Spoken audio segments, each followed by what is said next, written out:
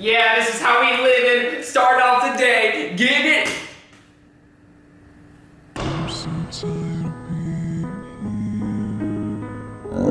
embarrassing. What is up, Hill fam? How are you living today? Have you guys seen, for the skateboarders out there, Carlos Riviera's new Thrasher part? Best one, pull it to the side, keep it occupied for the rest of the ride. Read on my resume, she know already cool. Just meet me after school. It is completely mind-blowing. Probably one of the best parts of 2017 so far. But do you know what I'm about to do right now? I'm gonna go get some furniture. Straight up adulting up in this piece.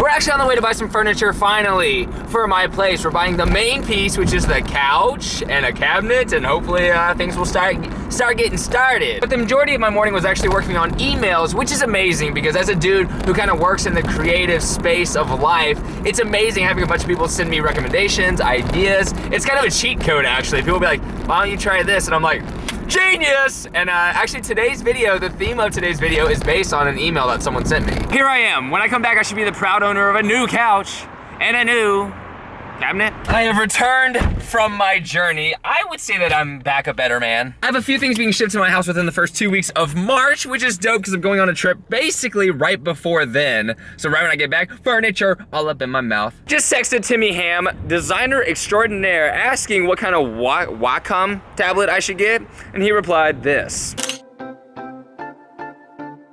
And I, of course, said, my dog G, bro, dude, hell yeah. Then he sent me this GIF.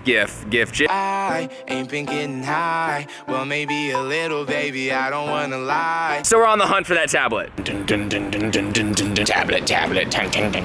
to say a Wacom tablet?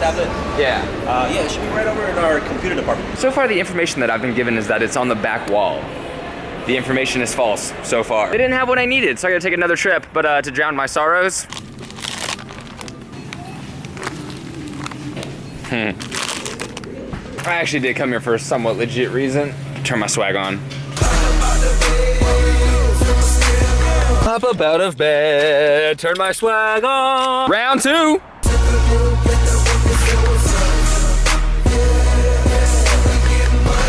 So not only did they have the tablet that I wanted, but I also had like $100 in rewards. Dope. I've been home for a minute actually, going through my emails, and I got this one from James Warnkin saying, I have a weird skateboard idea. You should skate a no grip tape board, but instead put the grip tape around an old pair of shoes and see how that works. And then thank you for the compliments as well. Great idea. Yeah, let's. Thank you, Bootel Skate Shop, for sending me grip tape. Guarantee you would not have sent me this if you knew what I would be using it for. Old pair of shoes, grip tape. I guess the idea is to just cut it directly in the middle and hope that I have enough excess to cover the rest of the shoes. I was gonna cut it specifically for the shoe, cut out the dimensions and have it on the bottom, then cut out the necessary stuff for the sides, but I actually think it will stay on longer if I just fold it onto the shoe. But will it work? That is a great question. Okay, so this is how this shoe turned out. I'm gonna cut this one up and see if that works better, cause oh my gosh.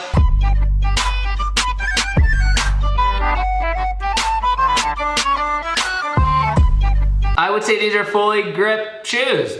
Looking pretty stupid. Before I try out the shoes, I think this will work. If it does, stoked. The idea of these shoes is not to have to pay for that pesky grip tape that is cost $5. That is cost. Technically, the skating should be exactly as it would be with normal shoes and grip tape, except for the fact that look how ridiculous it's laid onto my shoes. Oh, looking good. Looking good. Should we just go for the first ollie and see how ridiculous I look? Okay, trick, then update. We lost this fair soldier walking. RIP, love you, miss you. It's still really slippery. Jeez. It actually feels slipperier than just regular shoes. The kickflip might actually work well because it slips off the board.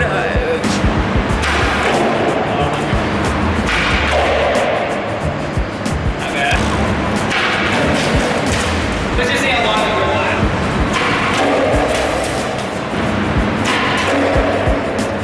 shoes are just absolutely coming apart. Heel flip, and then I'll try a heel flip backwards, so switch heel flip, and then a 360 flip. All first try.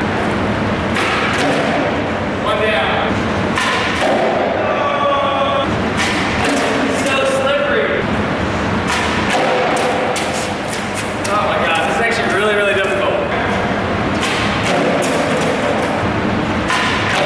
I can't do it.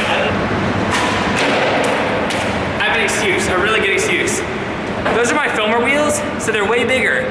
So if I don't land perfectly flat, I get wheel bite, which is the wheel pressing up against the wood, and then I fall.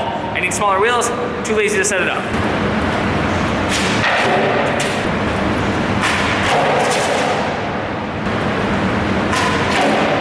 Oh my God. That was so difficult. All right, 360 flip.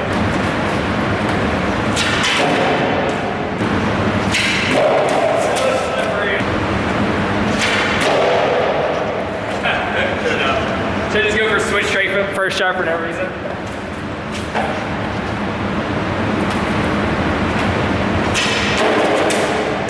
Oh, I gotta do a switch.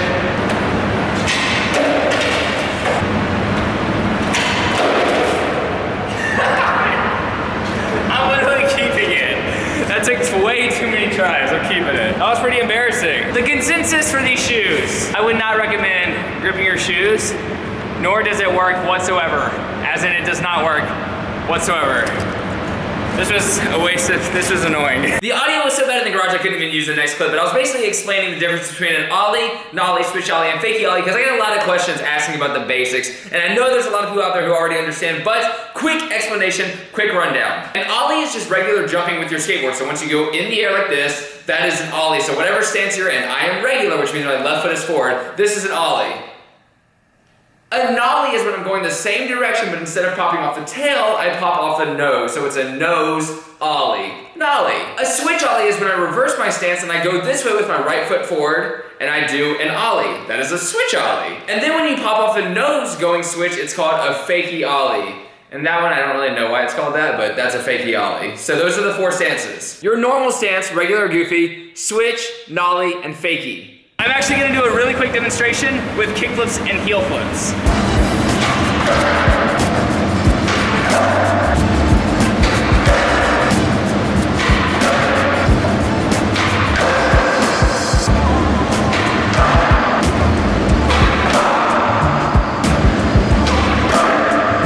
That is a kickflip and a heel flip in all four stances. Right now I'm on the way up, and I had a quick question from Jesus. Jesus.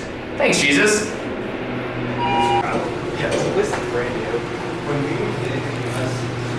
As I was saying, Jesus was wondering, what's in your fridge?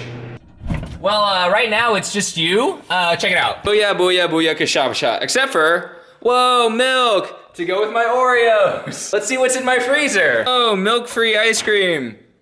Yeah, this is, pretty sad. Now I bring this up because I think it's interesting because there's a lot more that goes into something than just cost. Financially, I would most likely be better off buying my own groceries. But the thing is, since I've been on this health kit and trying to eat really, really healthy, the food that I buy from grocery stores isn't that cheap. And from my calculations, buying Chipotle or some random place that's actually a lot healthier for you or a salad ends up being almost the same price as making my own food. I'd probably be saving around $300 or so if I bought my own food, but then there comes time and stress, and those two go into making food for me. I rarely make meals that take less than 30 minutes or so to make, so I have to think if that time's worth it, the stress that goes behind it, and for me, I'm a firm believer in limited amount of brain space in the day and utilizing what occupies that. For me, it takes a little bit of effort, it takes a little bit of thought, and definitely time to prepare foods, and I've calculated that overall, in the month, it's actually not really worth me buying food for now, but if I find it to be a therapeutic, fun process in the future,